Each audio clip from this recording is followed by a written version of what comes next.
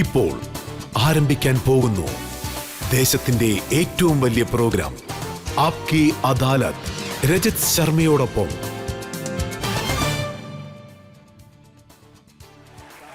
നമസ്കാരം, ആപ്കി അദാലത്തിലേക്ക് നിങ്ങളെ സ്വാഗതം ചെയ്യുകയാണ്. ആപ്കി അദാലത്തിലെ ഇന്നത്തെ നമ്മുടെ അതിഥി, ഇവരെ നോക്കുകയാണെങ്കിൽ കുട്ടിക്കാലം മുതലേ ഇവർ തൻ്റെ കഴിവ് തെളിയിച്ചൊരു വ്യക്തിയാണ്. ഇവരഭിനയിച്ച ഓരോ സിനിമയും നിങ്ങൾ ആഘോഷിച്ചിട്ടുണ്ട്.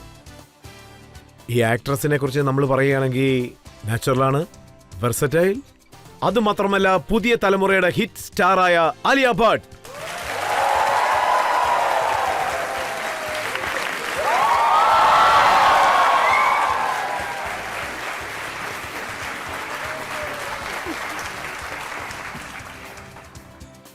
ഇന്നത്തെ വിചാരണയുടെ ജഡ്ജി ആരാണെന്ന് വെച്ചാൽ പ്രസിദ്ധ പത്രപ്രവർത്തകയായ ശശി സനി.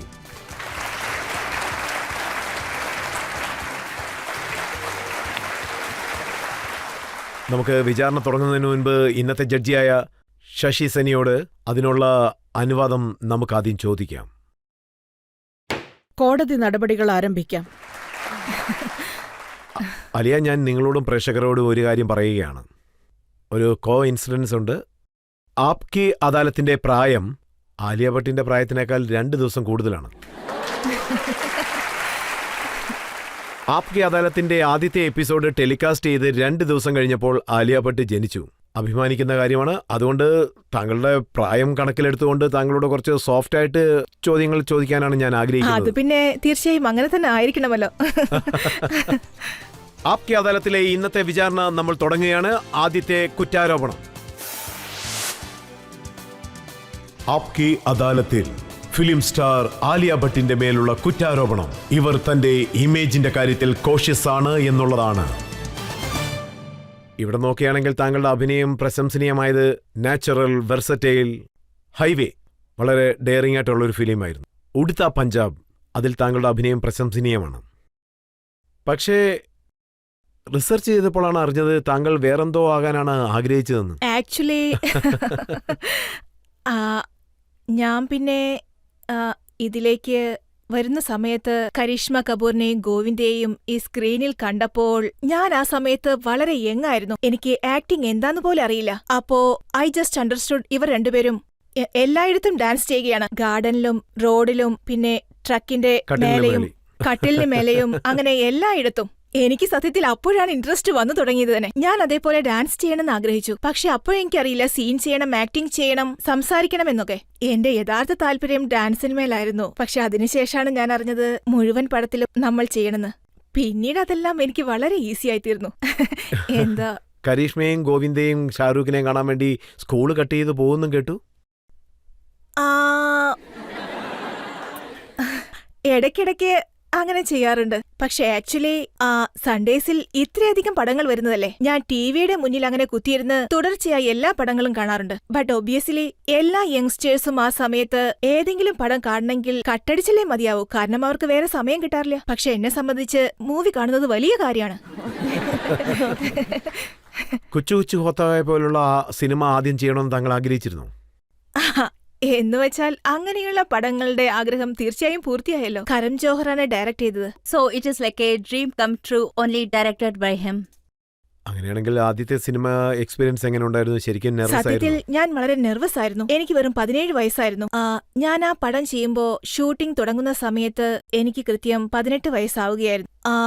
എനിക്ക് സത്യത്തിൽ ഒന്നും അറിയില്ല. ഞാൻ കരണിനെ ഇമിറ്റേറ്റ് ചെയ്തു. ഞാൻ ഇപ്പോഴും പറയുന്ന ഒരുപക്ഷെ കരൺ ആ സീൻ എനിക്ക് അഭിനയിച്ച് കാണിച്ചില്ലായിരുന്നെങ്കിൽ എന്താ ചെയ്തിരിക്കാന്ന് എനിക്ക് തന്നെ അറിയില്ല. ഞാൻ അവിടെ ഇവിടെയും നടന്നുകൊണ്ടിരിക്കും ആ പടത്തിൽ. അദ്ദേഹം ഫുൾ പെർഫോം ചെയ്ത് എനിക്ക് നൽകുകയായിരുന്നു. ഒരേ ഒരു മൊമെന്റിൽ മാത്രം ഞാൻ ഇങ്ങനെ അന്താളിച്ചു നിന്നുപോയി, കണ്ണു തുറപ്പിച്ച്, അതും ആ പാട്ടിന്റെ സമയത്ത്. ഇതായിരുന്നു കാരണം എനിക്കറിയായിരുന്നു പാട്ടങ്ങനെ പ്ലേ ചെയ്ത് കഴിഞ്ഞാൽ ഞാൻ വളരെ സന്തോഷവതിയാവും, വീട്ടിലിരിക്കുന്നത് പോലെ തന്നെ. പക്ഷെ ആ പാട്ട് പ്ലേ ചെയ്യുന്നതിന് മുൻപ് തന്നെ താങ്കൾ അച്ഛന്റെ ഓഫീസിലേക്ക് പോയി ശരിക്കും കരഞ്ഞെന്നാണ് ഞങ്ങൾ അറിഞ്ഞത്. സത്യമാണോ അത്? അതെ, ആക്ച്വലി അദ്ദേഹമാണ് എന്നെ കരയിപ്പിച്ചത്. ഞാൻ വളരെ സ്വീറ്റ്ലി അദ്ദേഹത്തിന് മെസ്സേജ് ചെയ്തു. എന്താന്ന് എനിക്കറിയില്ല, അതിനു മുമ്പ് ഞാൻ അദ്ദേഹത്തിന് ഇങ്ങനെ ചെയ്തിട്ടേയില്ല. അതായത് ഞാൻ അച്ഛന് മെസ്സേജ് ചെയ്ത് പറഞ്ഞ കാര്യം ഞാൻ എന്റെ അകത്ത് എന്താ വച്ചിരിക്കുന്നതെന്നും ഞാൻ എല്ലാ കാര്യങ്ങളും വളരെ സീക്രട്ടായി വച്ചിരിക്കുന്നു എന്നുമാണ്. ഞാൻ എങ്ങോട്ടോ പോയിക്കൊണ്ടിരിക്കുമ്പോഴാണ് അച്ഛന് മെസ്സേജ് ചെയ്തത്. എനിക്കുറപ്പാ ഞാൻ വളരെ നെർവസ് ആയിരുന്നു. അദ്ദേഹം എന്നോട് ഓഫീസിലേക്ക് വരാൻ പറഞ്ഞു. എന്നാ ശരി, ഞാൻ വിചാരിച്ചത് തനിച്ചെന്തെങ്കിലും എന്നോട് പറയുന്ന.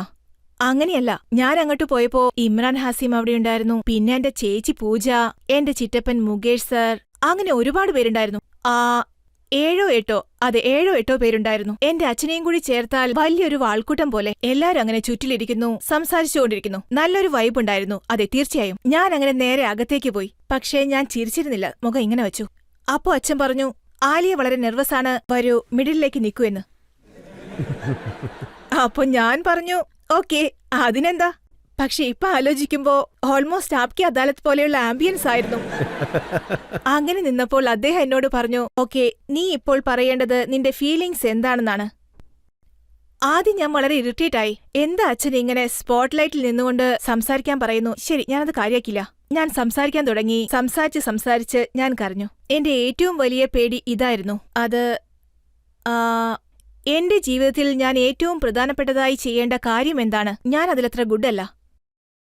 സോ അതിൽ പാർട്ടിസിപ്പേറ്റ് ചെയ്യാൻ പോലും എനിക്ക് പേടിയായിരുന്നു. കാരണം ഞാൻ ചിന്തിച്ചത് ഒരുപക്ഷെ അത് ശരിയായില്ലെങ്കിൽ അത് മാത്രമായിരുന്നു എന്റെ ഏറ്റവും വലിയ പേടി.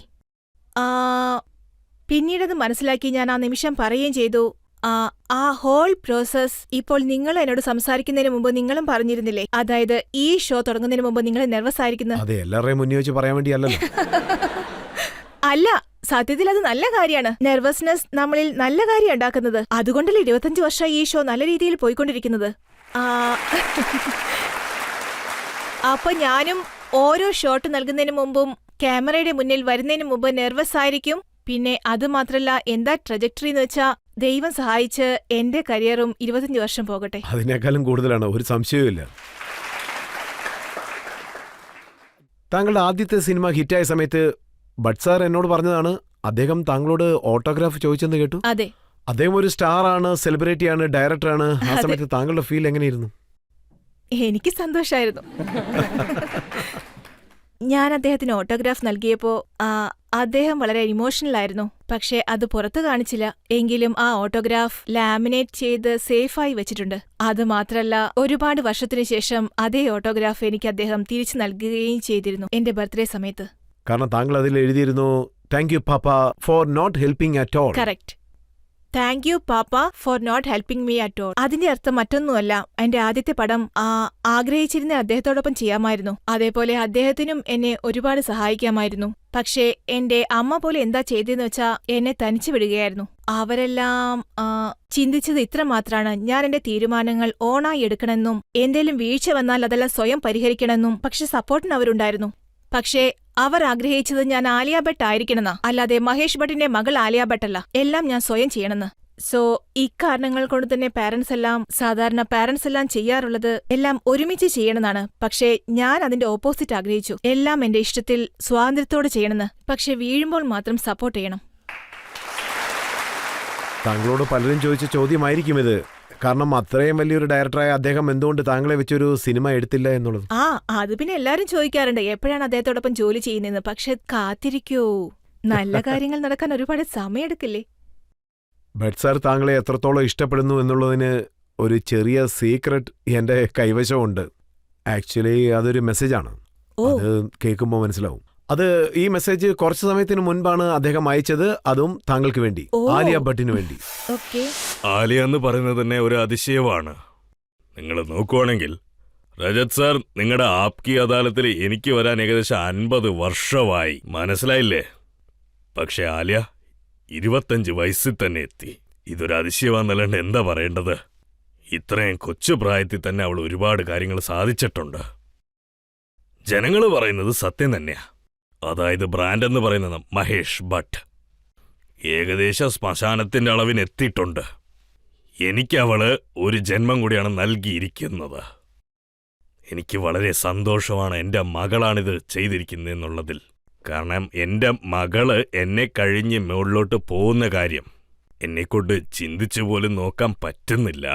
ആ ഒരു കാര്യം എനിക്ക് എത്രത്തോളം സന്തോഷം നൽകുന്നുണ്ടെന്നത് പറയാൻ. ആലിയ, നീ വെക്കുന്ന ഓരോ വിജയച്ചുവടും ഇത് വെറും ഒരു ആരംഭം മാത്രമാ. ഒരു ആരംഭമേ നീ കുറിച്ചിട്ടുള്ളൂ. ഇനിയും അങ്ങോട്ട് ഒരുപാട് ദൂരം മക്കൾ പോവാനുണ്ടായിട്ടേ ഉള്ളൂ. ഇനിയും ഒരുപാട് കാര്യങ്ങൾ സാധിക്കണം. എപ്പോഴും മോള് സെൻസോടെ തന്നെ ഇരിക്കണം. കാരണം ഇവിടെയുള്ളവരെപ്പോഴും തന്നെ മയങ്ങിക്കിടക്കും. ഇങ്ങനെയാണ് നമ്മുടെ ഓരോ ഹിസ്റ്ററിയും ചുവടടിച്ച് പറയുന്നത്. Get close to people, learn from people and share all your asset, your wisdom to the people. Love you.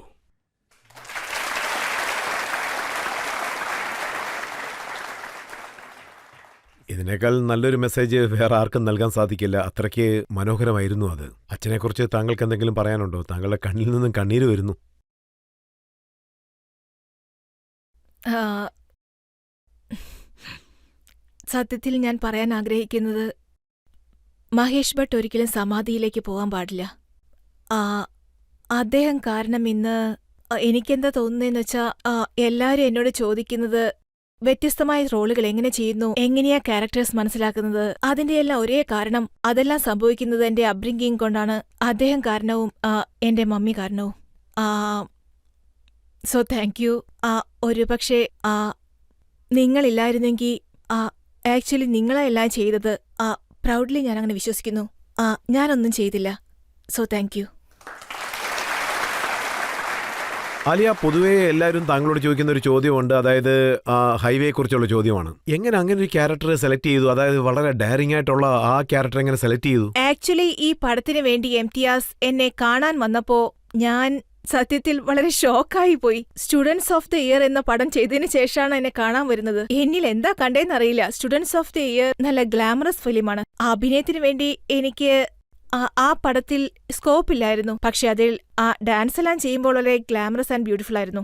പക്ഷെ സത്യത്തിൽ ഞാൻ ഒരിക്കലും ചിന്തിക്കുന്നില്ല അങ്ങനെയൊരു പടം എനിക്ക് ലഭിക്കുന്നു തന്നെ. പക്ഷേ എംതിയാസ് വളരെ റെസ്പെക്റ്റ് ഉള്ള, വളരെ കഴിവുള്ള ഒരു ഫിലിം മേക്കറാണ്. എനിക്കിഷ്ടപ്പെട്ട ഒരുപാട് പടങ്ങളുണ്ട്. ജബ് വി മെറ്റ്, റോക്ക് സ്റ്റാർ, സോച്ചാനാഥ. അതുകൊണ്ട് തന്നെ ഞാൻ വളരെയധികം എക്സൈറ്റഡ് ആയിരുന്നു. സത്യത്തിൽ എന്നെ അതിൽ ഉൾപ്പെടുത്തിയതിന് ഞാൻ അവരോട് താങ്ക്സ് പറയേണ്ടത്. പക്ഷെ അദ്ദേഹം വന്ന് എന്നോട് പറഞ്ഞു ഈ പടം എനിക്ക് വേണ്ടി ചെയ്യണമെന്ന്. അപ്പോൾ ഞാൻ വളരെ എക്സൈറ്റഡ് ആയി പറഞ്ഞു ഞാൻ ഇത് ചെയ്യാമെന്ന്. ആ സമയത്ത് എന്റെ അച്ഛനും വീട്ടിലുണ്ടായിരുന്നു. അദ്ദേഹം വരുന്ന സമയത്ത് ആക്ച്വലി അത് എങ്ങനെയായിരുന്നു വെച്ചാൽ, ഈ പെണ്ണ് കാണാനൊക്കെ വരില്ലേ, അതുപോലെ അദ്ദേഹം ഇങ്ങനെ ഇരിക്കുന്നു, സ്ക്രിപ്റ്റുമായി വരുന്നു, എന്നിട്ട് ഭവ്യതയുടെ കയ്യിൽ കൊടുക്കുന്നു. ഞാൻ സത്യത്തിൽ വളരെ സന്തോഷവതിയായിരുന്നു ഹൈവേ ചെയ്യണമെന്ന് തീരുമാനമെടുത്തപ്പോ. എന്താന്ന് വെച്ചാൽ അതേപോലൊരു എക്സ്പീരിയൻസ് എനിക്കൊരുപക്ഷെ ഇനി ഒരിക്കലും കിട്ടില്ലായിരിക്കും. കാരണം ആരും എന്നെ അങ്ങനെ അറിയില്ലായിരുന്നു. എനിക്കാണെങ്കിൽ ഹൈവേയെക്കുറിച്ച് മനസ്സിലാക്കാനും കഴിയില്ല. അതെ അതെ, ഞാൻ കരുതുന്നത് എസ്റ്റാബ്ലിഷ് ചെയ്തു എന്നല്ല, പക്ഷേ ഒരു സെറ്റിംഗ് ബേസ് അവിടെ എനിക്ക് കിട്ടിയിരുന്നു. പിന്നെ ഉടുത്ത പഞ്ചാബ് വളരെ കോൺട്രവേഴ്സി ആയിട്ടൊരു മൂവിയായിരുന്നു. സത്യത്തിൽ എനിക്കൊരു അത്തരത്തിലുള്ള ഒരു കോൺട്രവേഴ്സി അതുവരെ ഞാൻ അഭിനയിച്ച പടങ്ങളിലൊന്നും അങ്ങനെയൊന്നും ഉണ്ടായിരുന്നില്ല. ഞാൻ വളരെ കൺഫ്യൂസ്ഡ് ആയിരുന്നു. പ്രത്യേകിച്ച് എത്തരത്തിലുള്ള സബ്ജക്റ്റ് ആയിരിക്കും. ഞാൻ ആഗ്രഹിച്ചത് ആളുകളെല്ലാം എഡ്യൂക്കേഷണൽ പർപ്പസിന് വേണ്ടി ആ പടം കാണണമെന്നാ. പക്ഷേ ആ സമയം സെൻസർ ബോർഡിലെന്ന് ഒരുപാട് റെസ്ട്രിക്ഷൻസ് വരാൻ തുടങ്ങി. ഞാൻ വളരെ ഹർട്ടായിപ്പോയി. ഞാൻ വളരെ അപ്സെറ്റ് ആയിരുന്നു. എല്ലാ പടങ്ങളായി ഞാൻ വളരെ അറ്റാച്ച്ഡ് ആണ്. മാത്രമല്ല സെൻസിറ്റീവ് ആണ്, വളരെ ഡിഫെൻസീവ് ആയിരിക്കും.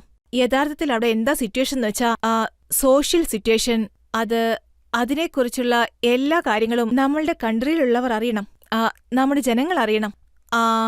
പ്രത്യേകിച്ച് പറഞ്ഞാൽ നമ്മുടെ ബഹുമാനപ്പെട്ട കോർട്ട്, അവിടെയാണല്ലോ നമ്മൾ എല്ലാ പ്രശ്നങ്ങളും പരിഹരിക്കാറ്. എന്തായാലും എനിക്ക് സന്തോഷായി. പടവും റിലീസായി. പടം റിലീസാവുന്നതിന് മുമ്പ് ഒരുപാട് പ്രശ്നങ്ങളും അത് ലീക്കാവുകയും ചെയ്തു ഓൺലൈനിൽ. ആ സമയത്ത് എനിക്ക് ഒട്ടും സഹിക്കാനായില്ല. ഞാൻ വളരെ തകർന്നുപോയി. ആ കാര്യങ്ങളെല്ലാം അറിയുന്ന സമയത്ത് എല്ലാം അവസാനിച്ചെന്ന് കരുതുമ്പോഴാ ഫിലിം ലീക്കാവുന്നത്. അതെങ്ങനെ സംഭവിച്ചു? നമ്മൾ ഒന്ന് ചെയ്യുന്നു, ഇവിടെ മറ്റെന്തൊക്കെയോ സംഭവിക്കുന്നു. അതായിരുന്നു ഏറ്റവും വലിയ പ്രശ്നം. ഈ ഇൻഡസ്ട്രിയിൽ പൈറസി വളരെ പ്രശ്നമായിരിക്കുകയാണ്. അതുകൊണ്ട് ഞാൻ എപ്പോഴും പറയാറുണ്ട്, please please please pirated film കാണുന്നതൊന്നും നിർത്തൂ. വളരെ കഷ്ടപ്പെട്ട ഓരോ പടങ്ങൾ എടുക്കുന്നത്. പക്ഷേ ഇങ്ങനെയൊക്കെ സംഭവിക്കുമ്പോൾ നമ്മുടെ മനസ്സ് തകർന്നു പോവും. ഇനി ഒരിക്കലും ഇങ്ങനെയൊന്നും സംഭവിക്കാൻ പാടില്ല. നിയമങ്ങളുണ്ട്, പക്ഷെ ആരും ഫോളോ ചെയ്യാറില്ല. എന്നാലും നമുക്ക് ശ്രമിക്കാം. ഈ ഹൈവേ, അതുപോലെ ഉടുത്ത പഞ്ചാബ്, ഇതൊക്കെ സീരിയസ് ടൈപ്പിലുള്ള മൂവീസ് ആയിരുന്നു. പിന്നെ എങ്ങനെയാണ് താങ്കൾ ഷാരൂഖ് ഖാനോടൊപ്പം? അതെ, അത് വളരെ വ്യത്യസ്തമായ ഒരു അതെ. ക്യാരക്ടർ ആയിരുന്നു. അദ്ദേഹത്തിനോടൊപ്പം ഉള്ള എക്സ്പീരിയൻസ് അത് എങ്ങനെയുണ്ടായിരുന്നു? വളരെ എൻജോയ് ചെയ്തു. ഞാൻ മുൻപേ പറഞ്ഞതുപോലെ ഞാൻ അദ്ദേഹത്തിന്റെ വലിയൊരു ഫാനാണ് മുൻപേ മുതൽ. പക്ഷേ അദ്ദേഹത്തെ കണ്ടത് മുതൽ ഞാൻ അദ്ദേഹത്തിന്റെ വലിയൊരു ഫാനായി മാറി. അതിപ്പോ ഞാൻ എങ്ങനെയാ പറയാ, നിങ്ങൾക്കെല്ലാവർക്കും അറിയാം അദ്ദേഹം most charming and most loving person. അദ്ദേഹം കാണിക്കുന്ന ആ സ്നേഹം, അദ്ദേഹം കാണിക്കുന്ന ബഹുമാനം, എനിക്ക് തോന്നിയത് അദ്ദേഹമല്ല ഞാനാ ഷാരൂഖ് ഖാൻ എന്നാ. അദ്ദേഹം എന്നെ ട്രീറ്റ് ചെയ്ത വിധം എന്നോട് മാത്രമല്ല എല്ലാരോടും അങ്ങനെ തന്നെയാ. സെറ്റിലും അങ്ങനെ തന്നെയായിരുന്നു. നിങ്ങൾക്കറിയോ, എല്ലാ ടെക്നീഷ്യൻസ്, അസിസ്റ്റന്റ് ഡയറക്ടേഴ്സ് എല്ലാവരോടും വളരെ സ്നേഹത്തിലേ പെരുമാറൂ. ആ പടം ചെയ്യുന്ന സമയത്ത് ഞാൻ അദ്ദേഹത്തിൽ നിന്ന് വലിയൊരു പാഠമാ പഠിച്ചത്. ആ സമയം നമ്മുടെ ആ സ്റ്റാർഡം, അതായത് ആ ഭാരമുണ്ടല്ലോ, സത്യത്തിൽ അത് ഭാരം തന്നെയാ. ആ ഭാരത്തെ നമ്മ താങ്ങുകയല്ലേ, അത് അദ്ദേഹം എപ്പോഴും തോളിൽ അങ്ങനെ താങ്ങാറില്ല. He doesn't bring the baggage. Shahrukh Khan അതും ഒരു റൂമിലേക്ക് പോകുമ്പോ പക്ഷേ എല്ലാ ശ്രദ്ധയും അങ്ങോട്ടാണ് പോകുക. പക്ഷെ അദ്ദേഹം ആ ആറ്റിറ്റ്യൂഡ് കാണിക്കാറേയില്ല. വളരെയധികം വിനയാനിതനാണ്. അതേപോലെ എല്ലാവരോടും വളരെ സ്നേഹം. ഞാൻ ഒരുപാട് കാര്യങ്ങൾ പഠിച്ചു, ഒരു ഹ്യൂമൻ ബീയിങ് ആയും ആക്ടറായും. ഇപ്പോൾ നമുക്കൊരു ബ്രേക്ക് എടുക്കാം. ബ്രേക്കിന് ശേഷം ആപ്കി അദാലത്തിൽ ആലിയ ഭട്ടിനോടുള്ള ചോദ്യങ്ങൾ തുടരും. നിങ്ങൾക്ക് ഒത്തൊരുമയിൽ ഒരു ശക്തിയുണ്ട്, അതിന്റെ അർത്ഥം എന്താണെന്നാണ് ചോദിച്ചത്. അതിന് താങ്കൾ ഏക്ത കപൂർ ശക്തി കപൂറിന്റെ മകളാണെന്ന് പറഞ്ഞു. ഇല്ല, എന്റെ ഫേവറേറ്റ് ഒരു ജോക്ക് ഉണ്ട്, അത് ഞാൻ പറയാം. കടയിൽ പോയി ഞാൻ പറയും, ചേട്ടാ ഇന്ത്യൻ ഫ്ലാഗ് ഒന്ന് കാണിക്കാമോ? അവർ എനിക്കൊന്ന് കൊണ്ടുവന്ന് തരും. അപ്പൊ ഞാൻ ചോദിക്കും, ഇതിൽ വേറെ കളറുണ്ടോ?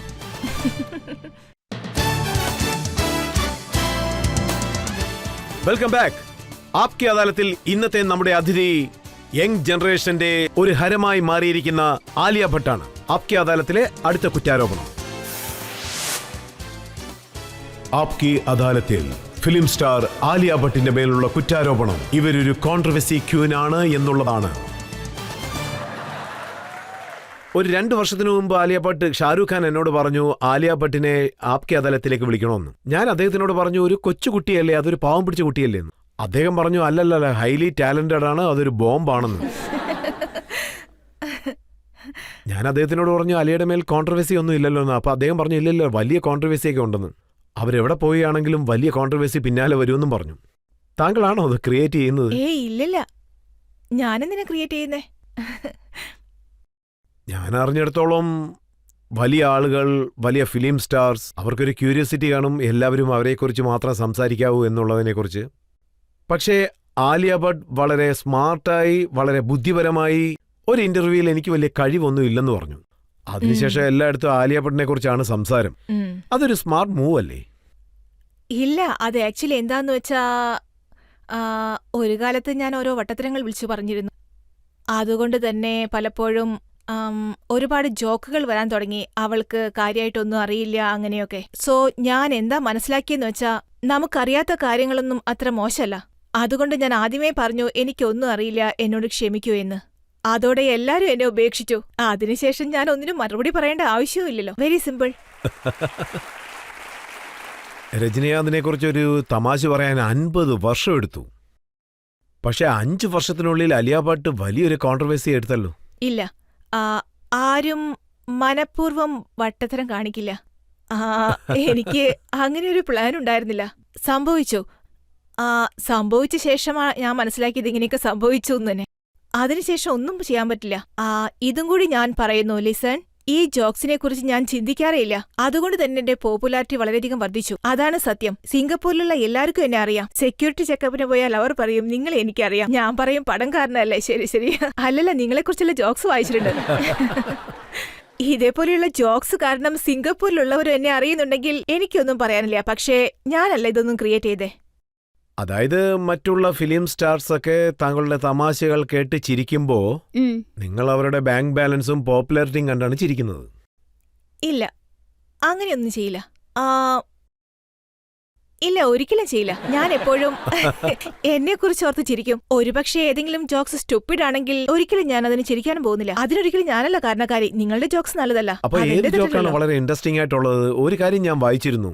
ഒരാൾ ചോദിക്കുന്നു, ഒത്തൊരുമയിൽ ശക്തി ഉണ്ടെങ്കിൽ അതിന്റെ അർത്ഥം എന്താണെന്ന്. അതിന് താങ്കൾ ഏക്ത കപൂർ ശക്തി കപൂറിന്റെ മകളാണെന്ന് പറയുന്നു. അത് സത്യം തന്നെയല്ലേ? ഞാൻ അങ്ങനെ പറഞ്ഞിട്ടുണ്ടെങ്കിൽ അത് വളരെ സ്മാർട്ടാണ്. ഇല്ലില്ല, എന്റെ ഫേവറേറ്റ് ജോക്ക് ഉണ്ട്, അത് ഞാൻ പറയാം. ഇതാ കേട്ടോളൂ.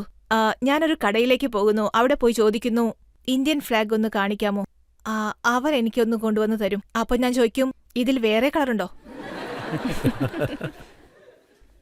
കണ്ടോ, ചിരി വരുന്നില്ല. ഒരാൾ പറയുന്നു സയന്റിസ്റ്റ് ആലിയ ഭട്ടിനെ കുറിച്ച് ചോദിച്ചപ്പോൾ ക്ലാസ്സിൽ കുഞ്ഞ് ആലിയ ഭട്ടിനെ കുറിച്ചാണ് പറഞ്ഞത്. എന്ത് ആലിയ ഭട്ടോ എന്ന് ചോദിച്ചപ്പോൾ ആ കുഞ്ഞ് പറയാണ് ആലിയ ഭട്ട് ആലിയ ഭട്ടെന്ന്. ഇതുപോലത്തെ പല തമാശകളും വന്നുകൊണ്ടാണ് അത് ശരിക്കും താങ്കൾക്ക് പ്രയോജനമായി തീർന്നത്. അതെ, ഉണ്ടായിരിക്കാം. അങ്ങനെയാണ്, പ്രശംസകൾ കൂടിക്കൊണ്ടേ പോയി. അതൊരു പക്ഷേ വേറെ കാരണം കൊണ്ടായിരിക്കാം. എന്തായാലും അതെനിക്ക് യൂസ്ഫുൾ ആയി തീർന്നില്ലേ. പിന്നെ താങ്കൾ സഫയിൽ ഒരു ആഘോഷത്തിന് വേണ്ടി പോയി. അവിടെ താങ്കൾ സൽമാൻ ഖാനോടൊപ്പം സ്റ്റേജിൽ ഡാൻസ് കളിച്ചു. അത് വലിയ കോൺട്രവേഴ്സിയായി മാറി. കാരണം ഒരു സൈഡിൽ പാവങ്ങൾ ഉണ്ടായിരുന്നു. അങ്ങനെ കഷ്ടപ്പെടുന്നവരുടെ മുന്നിൽ വെച്ച് നിങ്ങൾ പോയി ഡാൻസ് കളിച്ച് അത് ശരിയാണോ? താങ്കളോട് ചോദിച്ചപ്പോൾ അങ്ങനെയൊന്നും സംഭവിച്ചിട്ടേ ഇല്ലെന്ന് പറഞ്ഞു. എനിക്ക് ആ സമയത്തൊന്നും അറിയില്ലായിരുന്നു. പക്ഷേ എന്റെ അച്ഛൻ ആ ഷോയ്ക്ക് പോയിരുന്നു. അദ്ദേഹമാണ് ഇൻഡസ്ട്രിക്ക് വേണ്ടി അന്ന് അവിടെ പോയിരുന്നത്. അന്നത്തെ ആ സിറ്റുവേഷൻ കാരണം. അദ്ദേഹം ശരിക്കും സങ്കടപ്പെട്ടു. പക്ഷേ സൽമാൻ ഖാൻ താങ്കൾക്ക് സപ്പോർട്ടായിട്ടാണ് നിന്നത്. ആലിയ ആ സ്റ്റേജിൽ നന്നായിട്ട് ഡാൻസ് കളിച്ചു. നല്ല പെർഫോമറാണ്, ഒരു വെരി ഗുഡ് ഡാൻസറാണ്. അവരെ പറ്റി ഇങ്ങനെയൊന്നും സംസാരിക്കാൻ പാടില്ലെന്ന് പറഞ്ഞു.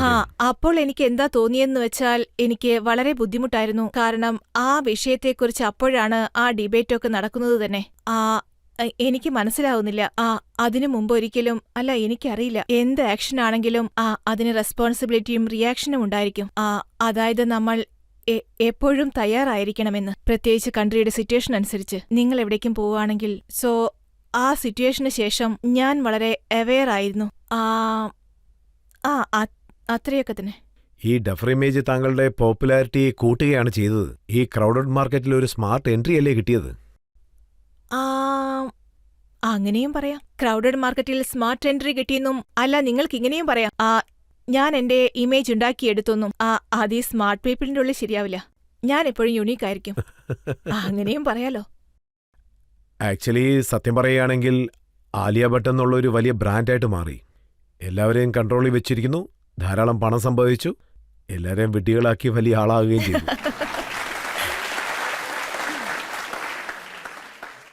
അത് ആലിയയ്ക്ക് ശരിക്കും യൂസ്ഫുൾ അല്ലേ? അതാർക്ക്?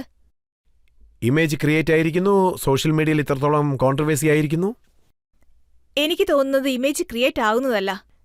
നമ്മുടെ ഇമേജ് ഓഡിയൻസ് ആണ് ക്രിയേറ്റ് ചെയ്യുക. നമ്മുടെ പടങ്ങൾ ചൂസ് ചെയ്ത് അവർ അതെല്ലാം തിയേറ്ററിൽ പോയി കാണുന്നു. അത് താല്പര്യത്തോടെ ആവാം, അല്ലാതെയാവാം. നമ്മൾ എത്രയൊക്കെ ശ്രമിച്ചാലും നമ്മുടെ റിയൽ ഇമേജ് എന്താണോ അത് തന്നെയേ നിലനിൽക്കുള്ളൂ. നമ്മൾ എന്തൊക്കെ ചെയ്യാൻ ശ്രമിച്ചുകൊണ്ടിരുന്നാലും അത് വളരെ ഫേക്കായി തീരും. അതുകൊണ്ട് തന്നെ ഞാൻ ഒരിക്കലും ഇമേജ് ഉണ്ടാക്കാൻ ഒരിക്കലും ശ്രമിക്കാറില്ല. എന്നെ സംബന്ധിച്ച് ക്യാമറയുടെ മുന്നിൽ നിൽക്കുമ്പോൾ മാത്രമാണ് ഞാൻ അഭിനയിക്കാറുള്ളത്. പ്രത്യേകിച്ച് ഫിലിം ക്യാമറയുടെ മുന്നിൽ. ഓഫ് ക്യാമറ ആയിരിക്കുമ്പോൾ ഞാൻ എപ്പോഴും ഞാനായി തന്നെ നിൽക്കാറുണ്ട്. അതെന്റെ ഇമേജ് മാറ്റിയാൽ എപ്പോഴും അത് നല്ല കാര്യമാണ്. ഓക്കെ, ജനങ്ങൾ താങ്കൾക്കൊരു ഇമേജ് നൽകിയിട്ടുണ്ട്. അവർക്ക് എന്തെങ്കിലും ചോദ്യങ്ങൾ ചോദിക്കാനുണ്ടോ എന്ന് നോക്കാം. ആലിയ, ഞാൻ നിങ്ങളോട് ചോദിക്കാൻ ആഗ്രഹിക്കുന്ന ഇതാണ്. You have a very soft and vulnerable child like a face. But to be doing a film like Raazi, അത് വളരെ ഇന്റൻസ് ആയൊരു മൂവിയാണ്. So what made you prepare for the role? അതായത് ഇത്രയും ഇന്റൻസ് ആയ റോൾ എങ്ങനെ ചെയ്യാൻ കഴിയുന്നു നിങ്ങൾക്ക്? ഈ ഇന്റൻസിറ്റി എന്ന് പറയുന്നത് അത് ഉള്ളിൽ നിന്ന് വരേണ്ടതാണ്, അല്ലാതെ ഒരിക്കലും മുഖത്തിൽ നിന്നല്ല. സത്യത്തിൽ സംഭവിച്ചത് മേഘന മേഡത്തിന് തോന്നിയത് ഈ റോളിന് ഞാൻ ഫിറ്റായിരിക്കുന്ന ഒരുപക്ഷെ എന്റെ സൗമ്യമായ മുഖം കൊണ്ടും കുട്ടിത്തരം കൊണ്ടും ആയിരിക്കാം. സത്യത്തിൽ ആ ഗേൾ അത്രയും നിഷ്കളങ്കമായ ഒരു പെൺകുട്ടിയായിരുന്നു. എന്നിട്ട് വലിയ കാര്യങ്ങൾ ചെയ്യുന്നു. അതായിരുന്നു സത്യത്തിൽ ആ ഫിലിമിൽ ചെയ്യേണ്ടിയിരുന്നത്. ഇന്റൻസിറ്റി എന്ന് വെച്ചാൽ ഇതുപോലെയല്ല. ഇന്റൻസിറ്റി എന്ന് വെച്ചാൽ ഉള്ളിൽ നിന്നാണ് ഫീൽ വരേണ്ടത്. ആ സിറ്റുവേഷനിൽ എന്താണോ ഫീൽ വരേണ്ടത് അത് നമ്മുടെ ഉള്ളിൽ നിന്ന് തീർച്ചയായും വരണം. സോ പ്രിപ്പറേഷന് വേണ്ടി ഞാൻ അത് ചെയ്തു ഇത് ചെയ്തു എന്നൊക്കെ എനിക്ക് പറയാം. പക്ഷേ അന്നാ ദിവസം ക്യാമറയുടെ മുന്നിൽ നമ്മൾ എന്തൊക്കെ പ്രിപ്പയർ ചെയ്തു വന്നാലും ഫീലിംഗ് ഇല്ലെങ്കിൽ പിന്നെ നമുക്കൊന്നും തന്നെ ചെയ്യാനാവില്ല. What an important thing in a person which impresses you? ഞാൻ വിചാരിക്കുന്നത് exactly the ability to be real. പക്ഷേ ചിലർക്ക് മാത്രമേ അവർക്ക് അവരുടെ കഴിവിനെ എക്സ്പോസ് ചെയ്യാൻ അത് അവരുടെ ഉള്ളിൽ നിന്നുള്ള ഏതൊരു ഫീലാണെങ്കിലും സെൻസിറ്റീവ് സൈഡാണെങ്കിലും ഒരുപാട് പേർ ആഗ്രഹിക്കുന്നത് നിങ്ങൾക്കറിയോ, എല്ലാരെയും ഉദ്ദേശിച്ചല്ല. പക്ഷേ ചില ആളുകളൊക്കെ എപ്പോഴും ഓവർ കോൺഫിഡന്റ്. പക്ഷേ ഞാൻ ഇഷ്ടപ്പെടുന്നില്ല ഓവർ കോൺഫിഡന്റ് ആവാൻ. എനിക്ക് ആളുകളിലുള്ള സൗമ്യതയാണ് ഏറെ ഇഷ്ടം. അതാണ് സത്യവും. റിയൽ, നോർമൽ, ഹാപ്പി, പക്ഷേ ഇടയ്ക്കിടയ്ക്കൊക്കെ sad peoples. Thank you ma'am, thank you. Alia, audience താങ്കളോട് ചോദിച്ച ചോദ്യങ്ങൾ നോക്കിയാണെങ്കിൽ താങ്കൾ കഴിവില്ലാത്തൊരു വ്യക്തിയാണെന്ന് ആരും വിശ്വസിക്കില്ല. അങ്ങനെ വിചാരിക്കില്ലേ? എനിക്കൊരു വ്യക്തി ഒരു മെസ്സേജ് അയച്ചിരിക്കുകയാണ്, അതും സോഷ്യൽ മീഡിയയിൽ. ആലിയ ഭട്ടിനോട് ഈ ചോദ്യം ചോദിക്കുക, അവർക്കാരാണ് ആലു എന്നുള്ള പേര് വെച്ചതെന്ന്. ഞാൻ ചെറുപ്പത്തിൽ ശരിക്കും ആലു ആയിരുന്നു. ശരിക്കും ആലു. കൊഴുത്ത് തടിച്ച് ശരിക്കും ആൺകുട്ടിയെ പോലെയായിരുന്നു. എല്ലാരും ആൺകുട്ടിയാണെന്നാ വിചാരിച്ചേ. എന്റെ അമ്മി തലയിൽ ബോ വെക്കുമായിരുന്നു. എന്നിട്ട് ചില സമയത്ത് അവർക്ക് നന്നായി ദേഷ്യം വരും. അയ്യോ എന്തൊരു ക്യൂട്ട് ചെക്കന എന്ന് പറയും ഗേൾ ആണെന്ന്. അങ്ങനെ ആലു എന്നത് ആലിയായി മാറി. ശരിക്കും ആലു എന്ന് പറഞ്ഞാൽ കൊഴുത്ത് തടിച്ച് റൗണ്ട് ആയിട്ടല്ലേ. മാത്രല്ല ആലു എന്ന് പറയുന്നത് എന്റെ ഫേവററ്റ് ഡിഷുമാണ്. ആലു ഫ്രൈ. ഇപ്പോഴും ആലു ഫ്രൈ കഴിക്കാറുണ്ടോ? ഇടയ്ക്കിടയ്ക്ക് അച്ഛന്റെ ബർത്ത്ഡേക്ക് കഴിക്കാറുണ്ട്. അച്ഛന്റെ അമ്മയുടെ റെസിപ്പിയാണത്. എന്നാലും ഇടയ്ക്കിടയ്ക്ക് ആലു കഴിക്കാറുണ്ട്. അത് നല്ലതല്ലേ? പക്ഷേ അതെ, അത് ആരോഗ്യത്തിന് നല്ലതാ. പക്ഷെ ജനങ്ങൾ അറിയാൻ ആഗ്രഹിക്കുന്നത് താങ്കൾ ആലുവിൽ നിന്ന് ആലിയയിലേക്ക് എങ്ങനെ മാറിയെന്നാണ്. അതിനൊരുപാട് ചെയ്തു. ഒരുപാട് കാര്യങ്ങൾ ഉപേക്ഷിക്കേണ്ടതായി വന്നു. സത്യത്തിൽ ഞാൻ ഒരുപാട് കഴിക്കുന്ന വ്യക്തി തന്നെയാണ്. ഞാൻ ശരിക്കും ഒരു ട്രൂ ഇന്ത്യൻ. ഈ സാലഡ് ഒന്നും എനിക്കത്ര ഇഷ്ടേയല്ല. എനിക്ക് ചോറും പരിപ്പും പച്ചക്കറിയൊക്കെയാ ഇഷ്ടം. റൊട്ടിക്ക് പകരം ഞാൻ റാഗി റൊട്ടി കഴിക്കാറുണ്ട്. ചോളം റൊട്ടി, അങ്ങനെ ഓപ്ഷൻസ് ഒക്കെ ഉണ്ട്. പക്ഷെ ഷുഗർ ഒരിക്കലും ടച്ച് ചെയ്യാറില്ല. ഷുഗർ എപ്പോഴും നമ്മുടെ ആരോഗ്യത്തിന് ഹാനികരമായത്. പിന്നെ ഇടയ്ക്കിടയ്ക്കൊക്കെ ഡെസേർട്ട്, ഹൽവയൊക്കെ കഴിക്കാറുണ്ട്. Everything in moderation is good. ഞാൻ ഒരുപാട് വർക്കൗട്ടും ചെയ്യാറുണ്ട്. എങ്ങനെയോ ജനങ്ങൾ ഇക്കാര്യങ്ങളെല്ലാം മനസ്സിലാക്കി. പക്ഷേ എന്റെ കയ്യിൽ വലിയ ലിസ്റ്റ് തന്നെയുണ്ട്. ഓക്കെ, ഇപ്പോൾ നമുക്കൊരു ബ്രേക്ക് എടുക്കാം. ബ്രേക്കിന് ശേഷം ആപ്കി അദാലത്തിൽ ആലിയ ഭട്ടിനോടുള്ള ചോദ്യങ്ങൾ തുടരുന്നതായിരിക്കും.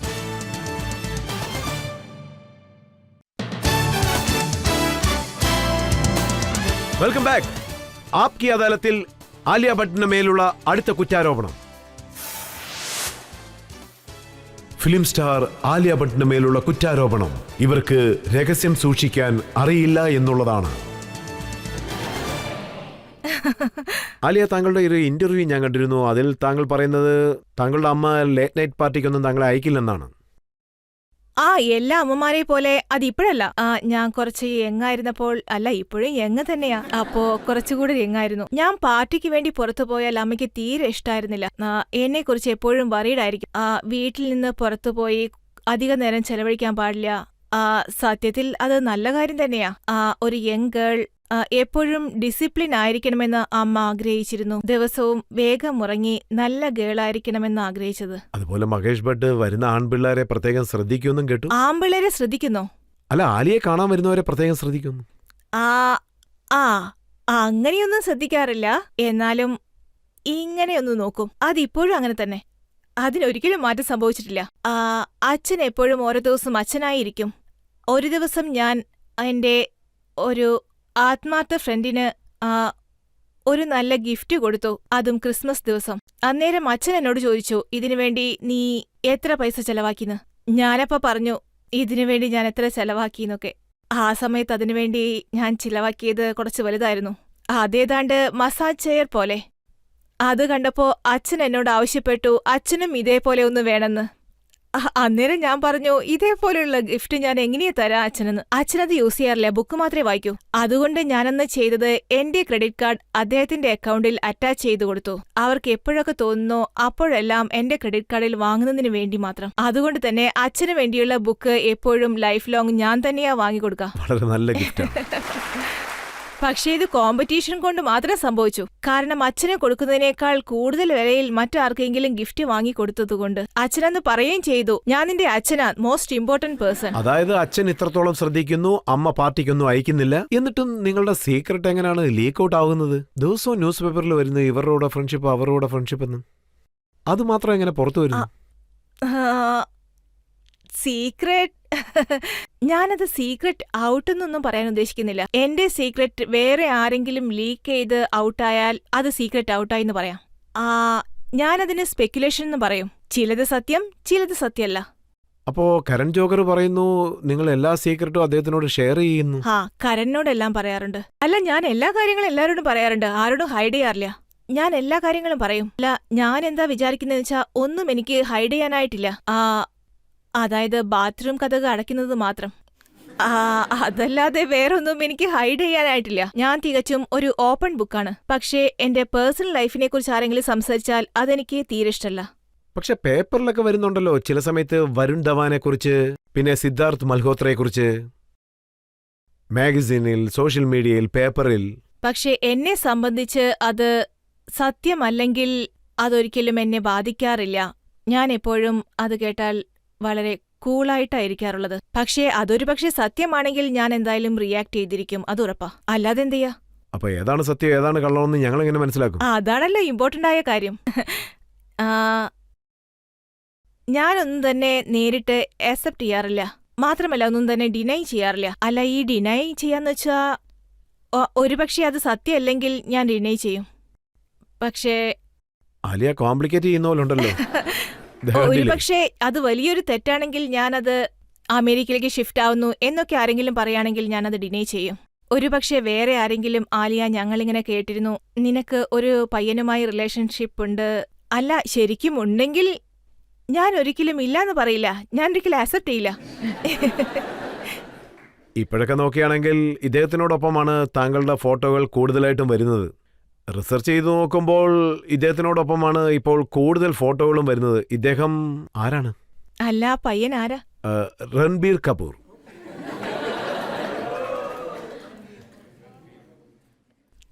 ഞാൻ ആദ്യമേ പറഞ്ഞ പോലെ ആക്സെപ്റ്റ് ചെയ്യാനോ ഡിനൈ ചെയ്യാനോ ഞാൻ ഒരുക്കല്ല.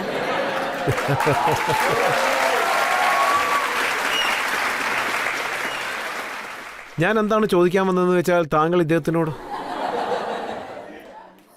എന്റെ മുഖം ചോന്നു തൊടുത്തു. അത് കൺട്രോൾ ചെയ്യാനാ ഞാനിപ്പോ ശ്രമിക്കുന്നത്.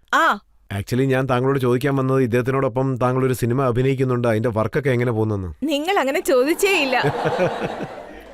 ഞാൻ മണ്ടിയായിരിക്കാം, പക്ഷെ ഇത്രയ്ക്കും മണ്ടിയല്ല. പടത്തിനെ കുറിച്ച് പറയുകയാണെങ്കിൽ നല്ല രീതിയിൽ പോകുന്നു. ഞാൻ പടത്തിനെ കുറിച്ച് തന്നെയാ സംസാരിക്കുന്നേ. നല്ല രീതിയിൽ പോകുന്നു. ഫിലിം റിലീസാകുമ്പോ എല്ലാരും പോയി കാണണം. ഓക്കെ? ഈ പടത്തിന്റെ ഹീറോയോടൊപ്പം താങ്കൾ വർക്ക് ചെയ്യാണ്. അദ്ദേഹത്തിന്റെ അടുത്ത് ഇഷ്ടപ്പെട്ട കാര്യങ്ങൾ എന്തൊക്കെയാണ്? അദ്ദേഹത്തെ എല്ലാവർക്കും ഇഷ്ടമാണ്. വളരെ ടാലന്റഡ് ആക്ടർ. പിന്നെ പടം കഴിഞ്ഞ ശേഷം ഞാൻ അദ്ദേഹത്തെക്കുറിച്ച് കൂടുതൽ മനസ്സിലാക്കി. ഞാൻ ഇംഗ്ലീഷിൽ പറയാം. He's A very talented actor. വളരെ നല്ല കലാകാരൻ. What I realise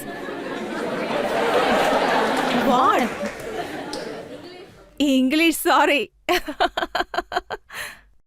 What I realized while shooting the film that he's the most zen-like human being I met in my life. അദ്ദേഹം വളരെ ശാന്തനാണ്, വളരെ റിലാക്സ്ഡ് ആണ്. ഞാൻ ഇതുവരെ ഇങ്ങനെ ഒരാളെ കണ്ടിട്ടേയില്ല. അത് സെറ്റിലാണെങ്കിലും ഓഫ് സെറ്റിലാണെങ്കിലും അദ്ദേഹത്തെ മറ്റൊന്നും തന്നെ ഒരിക്കലും ബാധിക്കാറില്ല. അത് തന്നെയാണ് അദ്ദേഹത്തിൽ ഞാൻ കണ്ട ഗുണവും. പിന്നെ എല്ലാവർക്കും വേണ്ടി ഒരു പാട്ട് പാടാറില്ലേ? ജബ്സെ മിലാഹോ തേരാ ഹോനെ ലഗാഹോ. അതെന്ത് പാട്ടാ? ഫ്രം അജാബ്. അതെ. തേരാ. കറക്റ്റ്. അതെ. അതിലെന്തെങ്കിലും ഡബിൾ മീനിങ് ഉണ്ടോ? ഒന്ന് കുറച്ച് പാട്. അല്ല, എനിക്ക് വേണ്ടിയല്ല ഈ പാട്ട് പാടുന്നേ. അദ്ദേഹം അങ്ങനെയൊന്നും പാടാറില്ല. ഇപ്പോഴൊക്കെ ആവശ്യം പോലെ ന്യൂസ് പേപ്പറിൽ വരുന്നുണ്ട്, മീഡിയകളിൽ വരുന്നുണ്ട്, സോഷ്യൽ മീഡിയകളിലും ധാരാളം വരുന്നുണ്ട്. ഈ രൺബീർ അല്ലാതെ മറ്റൊരു രൺബീറിനെ കുറിച്ച്. രൺവീർ. രൺവീർ സിംഗ്. അതെ, അദ്ദേഹത്തെ കുറിച്ച് ഒരു ന്യൂസ് വന്നിട്ടില്ല.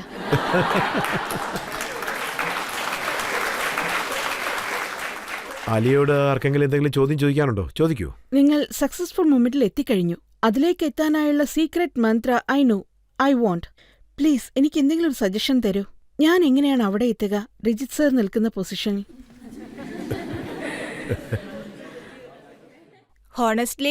ഹോണസ്റ്റ്ലി ഇത് ക്ലീഷേ ആൻസർ അല്ല.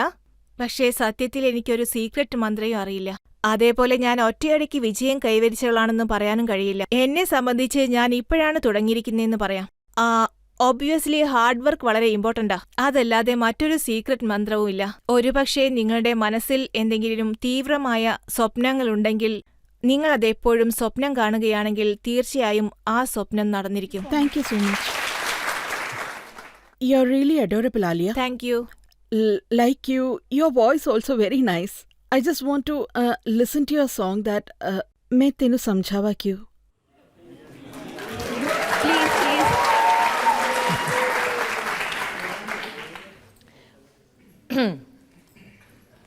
मैं तेनू समझावा कि ना तेरे बिना लगदा जी, तू की जाने प्यार मेरा मैं करा इंतजार हार तेरा तू दिल तू यो जान मेरी जान मेरी.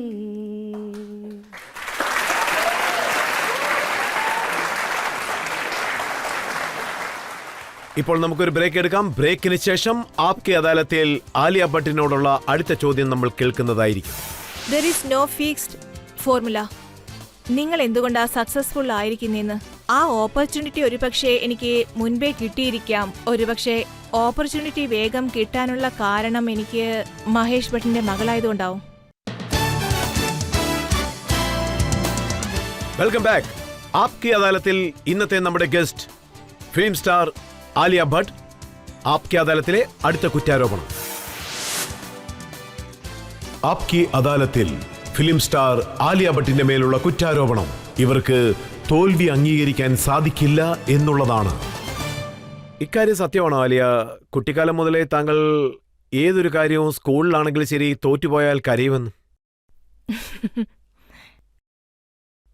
എനിക്ക് അത് ഓർമ്മയുണ്ട്. ഞാൻ 4ാം ക്ലാസ്സിലായിരുന്നു. ആ സമയത്ത് സ്കൂളിലൊക്കെ നടക്കാറില്ലേ ആനുവൽ സ്പോർട്സ് ഡേ, അത് ഞാനന്ന് അതിൽ എല്ലാ സ്പോർട്സിലും പങ്കെടുത്തിരുന്നു. എല്ലായ്പ്പോഴും ഞാൻ ഫസ്റ്റ്, സെക്കൻഡ് അല്ലെങ്കിൽ തേർഡ് ആയിരിക്കും. റണ്ണിംഗ് റേസിൽ 4th സ്റ്റാൻഡേർഡിൽ അവർ റൂൾസ് എല്ലാം മുഴുവൻ മാറ്റി. അന്നെന്തോ ബുക്ക് ബാലൻസിംഗ് റേസ് ആയിരുന്നു. ഇതൊക്കെ ഒരു റേസായി കണക്കിലെടുക്കാമോ എന്നായിരുന്നു. ഞാൻ ബുക്ക് ബാലൻസ് ചെയ്ത് പോകുമ്പോൾ ആ ബുക്ക് താഴെ വീണു. ഞാൻ വേഗത്തിൽ പോകുമ്പോഴാ ബുക്ക് താഴെ വീണത്. അപ്പൊ പിന്നെ ഞാൻ തേർഡ് ആയില്ല, 4th ആയില്ല. കാരണം ബുക്ക് വീണപ്പോൾ തന്നെ ഞാൻ വളരെ സ്ട്രെസ്സായിത്തീർന്നു. അന്ന് ഞാൻ ഒരുപാട് കരഞ്ഞു. കാരണം അതെനിക്ക് അംഗീകരിക്കാനേ കഴിഞ്ഞില്ല. എനിക്ക് ഫസ്റ്റ്, സെക്കൻഡ്, തേർഡ് ആ പൊസിഷൻ കിട്ടിയില്ല എന്നുള്ളത്. എനിക്കത് വിശ്വസിക്കാനാവുന്നില്ല. ഞാൻ തോറ്റു എന്നുള്ളത്. എനിക്കതിന്റെ അർത്ഥമേ അറിയില്ല. കാരണം ഞാൻ ഒരിക്കലും തോറ്റിട്ടില്ല. അല്ല, ഞാൻ ഒരിക്കലും പഠിപ്പിൽ റാങ്ക്സ് ഒന്നും വാങ്ങാറില്ല. കാരണം എനിക്കതിൽ തീരെ ഇൻട്രസ്റ്റ് ഇല്ല. സോറി, ഇവിടെ ആരെങ്കിലും ടീച്ചേഴ്സ് ഉണ്ടാവോ? ഒരുപക്ഷെ ഞാൻ ഇൻട്രസ്റ്റ് എടുത്ത് അതിലെങ്ങാനും തോറ്റിരുന്നുവെങ്കിൽ അതെനിക്ക് വളരെ ബുദ്ധിമുട്ടായിരിക്കും. ഞാൻ അച്ഛന്റെ അടുത്ത് പോയി. അച്ഛൻ വളരെ വ്യത്യസ്തനാണല്ലോ. നിന്റെ തോൽവി എപ്പോഴും വിജയത്തിന്റെ മുന്നോടിയാണെന്നൊക്കെ അദ്ദേഹം പറഞ്ഞു. തോൽവി അത്യാവശ്യമാണെന്ന്. തോൽവിയിലുണ്ടാകുന്ന സന്തോഷം ഒന്ന് വേറെയാണ്. അല്ല, ആ സമയത്ത് ഞാൻ വളരെ ചെറുതാ. പക്ഷെ പിന്നീട് ഒരു കാലത്ത് എന്റെ ഫിലിം നന്നായിട്ട് ഓടിയില്ല, ശാന്താർ. അതത്ര നന്നായിരുന്നില്ല, അതുകൊണ്ടാ ഓടാഞ്ഞേ. അത് മാത്രായിരുന്നു നന്നായി ഓടാത്ത ഫിലിം. ഇപ്പോ രാശിയും കൂടെ ചേർത്ത് 10 ഫിലിം ചെയ്തു. അതിൽ അത് മാത്രം ഓടാത്തത്. ആ സമയത്തും എന്റെ മനസ്സ് വളരെ തളർന്നു പോയിരുന്നു. അപ്പോഴും എന്റെ അച്ഛൻ വന്നു പറഞ്ഞു. അദ്ദേഹം പറഞ്ഞത് ഒബ്വിയസ്ലി അദ്ദേഹം ഒരുപാട് സപ്പോർട്ട് ചെയ്തു. പക്ഷെ അദ്ദേഹം ഒരു കോട്ട് പറഞ്ഞിരുന്നു. ആ കോട്ടിൽ പറഞ്ഞത് best revenge is massive success എന്നാ. അത് ഞാൻ വലിയ ബോർഡാക്കി ചുവരിൽ ഞാൻ കിടക്കുന്ന ബെഡിന്റെ പുറകിൽ ഒട്ടിച്ചു വെക്കുകയായിരുന്നു. എന്നിട്ട് എല്ലാ ദിവസവും ഞാനത് നോക്കി ആശ്വസിക്കാറുണ്ടായിരുന്നു. പിന്നീട് അതിനൊക്കെ ശേഷം പിന്നെ അടുത്ത വർഷമായിരുന്നു Kapoor and sons, Udta Punjab, dear Zindagi, അങ്ങനെ ഒരുപാട് Filmfare awards. It was amazing. എന്നാൽ ആ സമയത്ത് ഞാൻ ഫീൽ ചെയ്തത് ഇറ്റ്സ് ഓൾ സെയിം തിങ്. നിങ്ങൾ ഓരോ കാര്യങ്ങൾ എങ്ങനെയാണോ ഫീൽ ചെയ്യുന്നത്, ഹാർഡ് വർക്ക് ചെയ്യുന്നതിലാണ് എല്ലാം കിടക്കുന്നത്. ഒന്നുകിൽ നന്നായി ഫീൽ ചെയ്യാൻ പറ്റണം, അല്ലെങ്കിൽ സക്സസ്ഫുൾ ആയിരിക്കണം. എന്തൊക്കെ തന്നെയാണെങ്കിലും മുന്നോട്ട് പോയിക്കൊണ്ടിരിക്കുക, വളരെയധികം ഹാർഡ് വർക്ക് ചെയ്യുക. അത് മാത്രമാണ് നമ്മൾ ഓരോരുത്തരും ചെയ്യേണ്ടത്. ആലിയോട് ഓഡിയൻസിൽ നിന്ന് ഒരാൾ ചോദിച്ചു, സക്സസിന് എന്ത് മന്ത്രമാണ് ഉള്ളതെന്ന്. ഹാർഡ് വർക്ക് ആണോ? അതായത് കഷ്ടപ്പെടുന്നവർക്ക് തീർച്ചയായിട്ടും നമ്മൾ വളരെ ആത്മാർത്ഥമായി ശ്രമിക്കണം. എങ്കിൽ മാത്രമേ വിജയം നമ്മളുടെ കയ്യിലെത്തൂ. ഒരുപാട് പേർ കാരണങ്ങൾ ഒരുപാട് പറയും. പക്ഷേ നമ്മൾ മനസ്സുകൊണ്ട് ഒരു കാര്യം ചെയ്യുകയാണെങ്കിൽ never gets it's you can miss it. അത് തീർച്ചയായും തിരിച്ചറിയപ്പെടും. ജനങ്ങൾ താങ്കളുടെ വർക്ക് കണ്ട് റെക്കഗ്നൈസ് ചെയ്ത് കാണും, ഫാൻസ് റെക്കഗ്നൈസ് ചെയ്ത് കാണും. അതുപോലെ എന്തെങ്കിലും സാഹചര്യം, അതായത് ആരെങ്കിലും എന്തെങ്കിലും ചെയ്ത് താങ്കളുടെ കണ്ണിൽ നിന്നും കണ്ണീര് വന്ന എന്തെങ്കിലും സന്ദർഭം ഉണ്ടായിട്ടുണ്ടോ? ഇല്ല. എപ്പോഴെങ്കിലും ആരെങ്കിലും നമ്മളുടെ സ്കെച്ച് ഉണ്ടാക്കി, കാർഡ് ഉണ്ടാക്കി, ലെറ്റർ എഴുതി, അതൊക്കെ വളരെ ഇമോഷണലായി തീരാറുണ്ട്. ഇതിൽ ഞാൻ വിചാരിക്കുന്നത് ഞാൻ വളരെ ബ്ലെസ്ഡ് ആണെന്നാ. നമ്മുടെ ഇൻഡസ്ട്രിയിലുള്ള വലിയ ആളുകൾ, Bachchan sir, Javed sir, Gulzar sir, ഇവരൊക്കെ സപ്പോർട്ട് ചെയ്താലും പ്രശംസിച്ചാലും നീ നന്നായി ചെയ്യുന്നുണ്ടെന്നൊക്കെ എന്നോട് പറഞ്ഞാലും എന്റെ ഉത്തരവാദിത്വം കൂടുകയാണ്. എനിക്കിപ്പോൾ ആ റെസ്പോൺസിബിലിറ്റി വന്നിരിക്കുന്നു. ഇപ്പോൾ ഞാൻ നന്നായി ജോലി ചെയ്യുകയാണ്. I have to maintain the level of humanity. അതാ എന്നെ മുന്നോട്ട് നയിക്കുക, അതും നല്ല വർക്കിനോടൊപ്പം. ഹ്യൂമാനിറ്റിയുടെ കാര്യത്തിൽ ഞാനൊരു ഇൻസിഡന്റ് കണ്ടിരുന്നു. അക്ഷയ് കുമാറിന്റെ സെൽഫ് ഡിഫൻസ് വുമൺ എന്നുള്ള ഒരു പ്രോഗ്രാമിന് താങ്കൾ പോയിരുന്നു. അവിടെ ഒരു ലേഡി അവരുടെ ഭർത്താവ് എങ്ങനെയൊക്കെ ഉപദ്രവിച്ചെന്നുള്ള കാര്യം താങ്കളോട് പറഞ്ഞു. അവരോട് സംസാരിക്കുമ്പോൾ താങ്കൾ ശരിക്കും ഇമോഷണൽ ആയെന്ന് കേട്ടു. ഞാൻ മുൻപേ പറഞ്ഞ പോലെ വളരെ സെൻസിറ്റീവാണ്. ഒരുപക്ഷെ ഞാൻ എന്തിലെങ്കിലും വളരെ എൻഗേജ്ഡ് ആണെങ്കിൽ അവരെന്താണോ ഫീൽ ചെയ്യുന്നേ അതേ സെയിം തന്നെ ഞാൻ ഫീൽ ചെയ്യാറുണ്ട്. അവരുടെ കഥ കേട്ട് ഞാനും വളരെ അപ്സെറ്റ് ആയിത്തീർന്നു. എനിക്കറിയാവുന്ന കാര്യം ഇതുപോലെ ഒരുപാട് ഡൊമസ്റ്റിക് വയലൻസ് നടക്കുന്നുണ്ട്. അത് വളരെ വലിയ ഇഷ്യൂ ആണ്. നമ്മുടെ കൺട്രിയിൽ മാത്രമല്ല, നമ്മുടെ കൺട്രിക്ക് പുറത്തും. പക്ഷെ അവരുടെ നിസ്സഹായാവസ്ഥ കണ്ട് എനിക്ക് വളരെ വിഷമം തോന്നി. ഒരു പെണ്ണും അങ്ങനെയൊരു സിറ്റുവേഷനിൽ ഒരിക്കലും ഉണ്ടാവാൻ പാടില്ല. ആരെങ്കിലും നമ്മളെ അടിക്കാൻ വന്നാ സത്യത്തിൽ നമ്മുടെ അച്ഛൻ പോലും നമ്മളുടെ മേൽ കൈവയ്ക്കാതിരിക്കണം. ആർക്കും നമ്മളെ തല്ലാനുള്ള അധികാരമൊന്നുമില്ല. ഇതൊരു റൂളാണ്. എന്റെ അച്ഛൻ ഒരിക്കലും എന്റെ മേൽ ഇതുവരെ കൈവച്ചിട്ടില്ല. എന്നെ സംബന്ധിച്ച് കൈ ഓങ്ങുന്നത് അത്ര നല്ല കാര്യമല്ല. നമ്മുടെ ഹിസ്റ്ററിയിൽ നോൺ വയലൻസിനെ കുറിച്ച് ഒരു ചാപ്റ്റർ ഉണ്ട്. നമ്മൾ ഗാന്ധിജിയെ കുറിച്ച് പഠിക്കുന്നു. അതിനൊക്കെ ഒരു കാരണമുണ്ട്. അതാണ് നമ്മുടെ കൺട്രിയുടെ മൂല്യവും. അതുതന്നെയാണ് കൾച്ചറിന്റെ ബേസിക്. ആ കാരണം കൊണ്ട് തന്നെ സോറി, ഞാൻ വളരെ ഡൈവേർട്ടായി. ഞാൻ വളരെ ഇമോഷണൽ ആയിപ്പോയി. എന്താന്ന് വെച്ചാ അതൊരിക്കലും സംഭവിക്കരുത്. അതൊരിക്കലും ആർക്കും സംഭവിക്കരുത്. താങ്കൾ പറഞ്ഞത് ശരിയാണ്. തീർച്ചയായും എല്ലാവരും ഈ കാര്യത്തിന് സപ്പോർട്ട് ചെയ്യും. ഡൊമസ്റ്റിക് വയലൻസ്, കുട്ടികളെ ഉപദ്രവിക്കുന്നത്, സ്ത്രീകളെ ഉപദ്രവിക്കുന്നത്, ഇങ്ങനെയുള്ള ഒരു കാര്യങ്ങളും ഒരിക്കലും ചെയ്യാൻ പാടില്ല.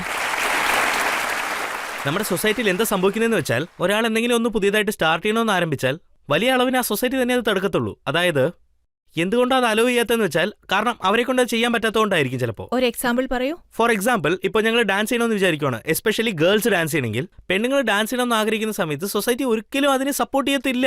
അവരെന്താ പറയുന്നതെന്ന് വെച്ചാൽ, അതായത് സൊസൈറ്റിയിൽ ഈ കാര്യമൊന്നും നല്ലതല്ല, ഇതൊന്നും അക്സെപ്റ്റ് ചെയ്യാൻ പറ്റില്ല, ഞങ്ങൾക്ക് മാത്രമാണ് ഇങ്ങനെയൊക്കെ. കാരണം നിങ്ങൾ ഒരു വലിയ സെലിബ്രിറ്റിയാണ്, ഒരു വലിയ ഡയറക്ടറിന്റെ മോളാണ്. സോ അതായത് ഐ തിങ്ക് ഞാൻ പറഞ്ഞു വരുന്നത് എന്താണെന്ന് വെച്ചാൽ, താങ്കൾ ഡയറക്ടറിന്റെ ഒരു മകളായതുകൊണ്ട് താങ്കളെ ആരും ഒന്നും പറയില്ലെന്ന്. ഇല്ല, ഐ തിങ്ക് നിങ്ങൾ അത്രത്തോളം സ്ട്രഗിൾ ചെയ്യണ്ടല്ലോ എന്നാണ് ഞാൻ പറഞ്ഞത്. അത്രത്തോളം സ്ട്രഗിൾ ചെയ്തിട്ടുണ്ടാവല്ലോ ലൈഫിൽ നിങ്ങളുടെ. ബട്ട് ഞങ്ങളെ പോലത്തെ ആൾക്കാർ ഉത്തരം പറയട്ടെ. മനസ്സിലായില്ല. അതായത് ഞാൻ എന്താണെന്ന് വെച്ചാൽ, താങ്കൾ ഒരു വലിയ ഡയറക്ടറിന്റെ മകളല്ലേ, അതുകൊണ്ട് സ്ട്രഗിൾ ഒന്നും ഉണ്ടായി കാണില്ലെന്നാണ്. ഇത് തന്നെയാണോ ചോദ്യം? അല്ല, ശരിക്കും എന്റെ ചോദ്യം എന്താണെന്ന് വെച്ചാൽ, മാഡത്തിന് ഞാൻ അതായത് ഞങ്ങളുടെ സൊസൈറ്റിയിലുള്ള പെണ്ണുങ്ങളുണ്ടല്ലോ, അവരും മുകളിലോട്ട് കയറി വരാനായിട്ടുള്ള ചാൻസസ് കുറവാണ്. സ്ത്രീകൾ ഇൻഡസ്ട്രിയിൽ മുന്നേറുന്നതിനെ കുറിച്ചോ അതോ മറ്റെന്തെങ്കിലും ജോലിയെ കുറിച്ചാണോ? ഏതൊരു ഫീൽഡ് ആയാലും ശരി. അത് ഞാൻ ആ ചോദ്യം വളരെ സിംപ്ലിഫൈ ചെയ്ത് പറയാം. അദ്ദേഹം പറയുന്നത്, നമ്മുടെ ഈ സമൂഹത്തിൽ സ്ത്രീകൾ മുന്നോട്ട് വരാൻ ശരിക്കും കഷ്ടപ്പെടുകയാണ്. പക്ഷേ താങ്കൾ ഒരു ഫേമസ് ഡയറക്ടറുടെ മകളായതുകൊണ്ട് നല്ല സന്ദർഭങ്ങൾ കിട്ടി. അതുകൊണ്ട് കിട്ടിയതാണ്. സാധാരണ സ്ത്രീകൾക്ക് അങ്ങനെയുള്ള സന്ദർഭങ്ങൾ കിട്ടില്ലെന്നാണ്. ഇതാണ് ഞാൻ പറയാൻ ആഗ്രഹിച്ചത്. അങ്ങനെയാണോ?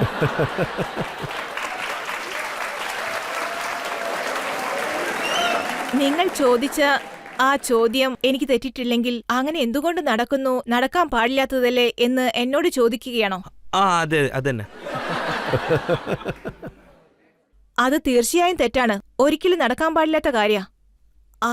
എനിക്കറിയില്ല, ഡയറക്ടറിന്റെ മകളായതുകൊണ്ട് എന്റെ ഫാമിലിയിലാണെങ്കിൽ എന്റെ അബ്രിങ് അങ്ങനെ ആയതുകൊണ്ട് ഞാൻ ആസ്ട്രോണറ്റ് ആവണമെന്ന് വിചാരിച്ചാലും എന്നെ സപ്പോർട്ട് ചെയ്യും. കാരണം എൻഡ് ഓഫ് ദി ഡേ നമുക്ക് നമ്മുടെ ഡ്രീംസ് അച്ചീവ് ചെയ്യാൻ ആർക്കും ആരുടെയും അനുമതിയുടെ ആവശ്യമില്ല. അല്ല, അതൊരിക്കലും ആവശ്യമില്ല. അതുകൊണ്ട് തന്നെയാണ് ഞാൻ വീണ്ടും ഇക്കാര്യം പറയുന്നത്. എന്തെങ്കിലും മെസ്സേജ് ആയിട്ട് പറയുകയാണെങ്കിൽ ഗേൾസിനോട് എപ്പോഴും പറയേണ്ടത്, നിങ്ങൾ നിങ്ങളുടെ ഡ്രീംസിന് വേണ്ടിയാണ് കഷ്ടപ്പെടേണ്ടത്. നിങ്ങളുടെ അമ്മ പറഞ്ഞു എന്ന് ഒരിക്കലും പറയരുത്.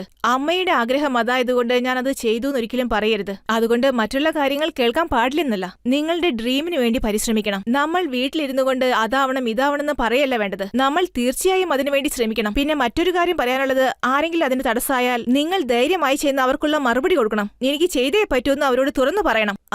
അതത്ര എളുപ്പമുള്ള കാര്യമല്ല. പക്ഷേ പെൺകുട്ടികൾ ആഗ്രഹിക്കുന്നതെല്ലാം അവർ ചെയ്യണം.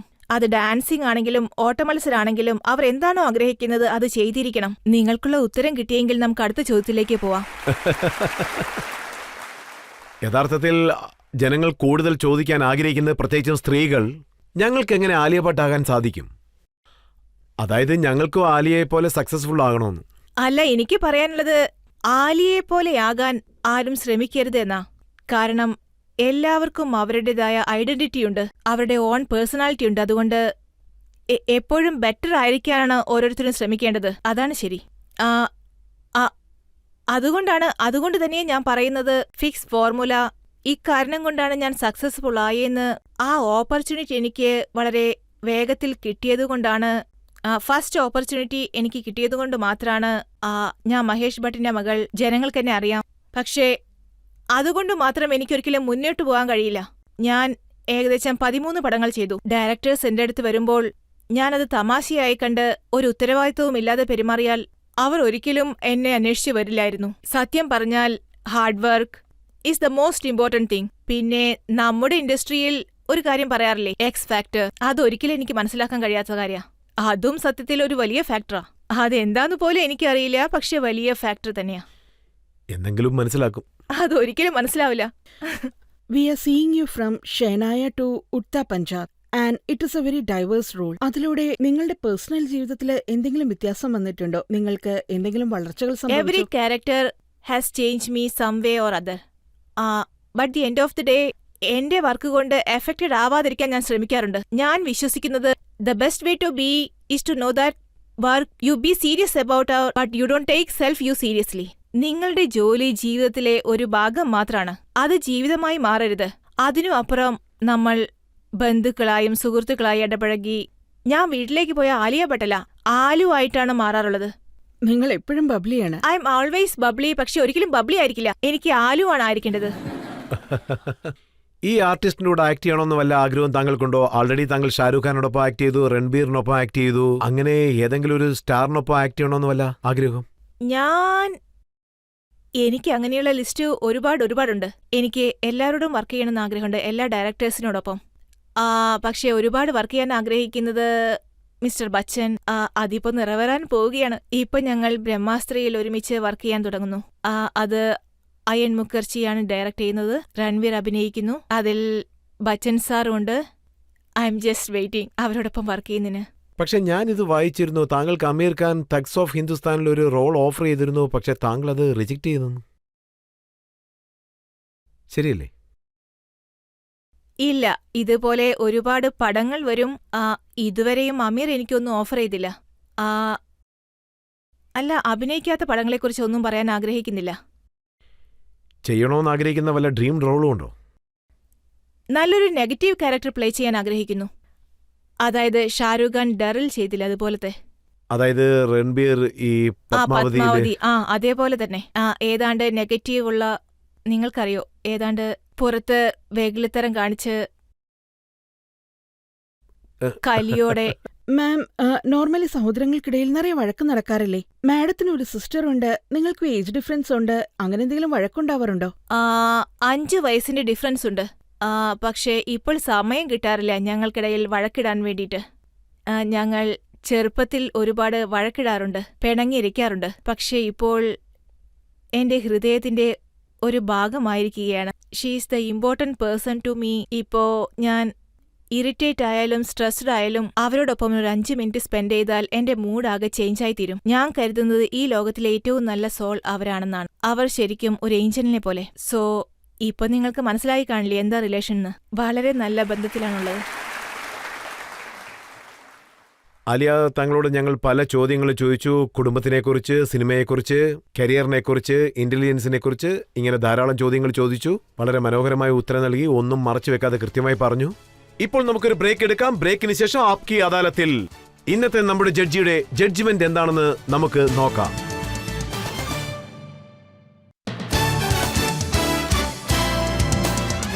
Welcome back. ഇന്ന് നമ്മൾ വിചാരണ നടത്തിയത് ന്യൂ ജനറേഷൻ എല്ലാവരും ഇഷ്ടപ്പെടുന്ന ആലിയ ഭട്ടിനോടാണ്.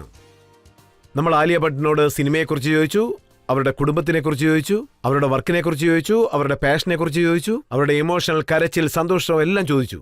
ഇപ്പോൾ ആപ്കി അദാലത്തിൽ ഇന്നത്തെ ജഡ്ജിയുടെ ജഡ്ജ്മെന്റ് എന്താണെന്ന് നമുക്ക് കേൾക്കാം. ആലിയ, നിങ്ങളുടെ ആൻസേഴ്സ് വളരെ ഇൻട്രസ്റ്റിംഗ് ആയിരുന്നു. വളരെ മെച്യൂർഡും അതുപോലെ വളരെ ഹോണസ്റ്റുമായിരുന്നു. അതുപോലെ വളരെ ചെറിയ പ്രായത്തിൽ നിങ്ങൾ വളരെ പ്രശസ്തയായി. നിങ്ങൾ വളരെ ടാലന്റഡായ കുടുംബത്തിൽ നിന്നാണ്. അതുകൊണ്ട് തന്നെ നിങ്ങളുടെ റെസ്പോൺസിബിലിറ്റിയും കൂടുതലാണ്. നിങ്ങൾ ഇനിയും നല്ല നല്ല വർക്കുകൾ ചെയ്യണം. എന്നിട്ട് നിങ്ങൾ പ്രൂവ് ചെയ്യണം ദാറ്റ് നോട്ട് ഓൺലി നല്ല വർക്കുകൾ ചെയ്യുക, അതുപോലെ നാഷണൽ ഇന്റർനാഷണൽ അവാർഡുകൾ വാങ്ങിക്കുക, എന്നിട്ട് നിങ്ങളുടെ ഫാൻസിനെ സന്തോഷിപ്പിക്കുക. അതുപോലെ ഒരു കാര്യം, നിങ്ങൾ പറഞ്ഞല്ലോ നിങ്ങൾ ഡൊമസ്റ്റിക് വയലൻസിന് എതിരാണെന്നുള്ളത്. നിങ്ങൾ നിങ്ങളുടെ ശബ്ദം ഇതിനുവേണ്ടി കുറച്ചുകൂടെ ഉയർത്താൻ തയ്യാറാണെങ്കിൽ അത് നല്ലതായിരിക്കും. Violence against women's, violence against domestic, at home, then that will be very nice. And all the best for your next film. We look forward. Thank you.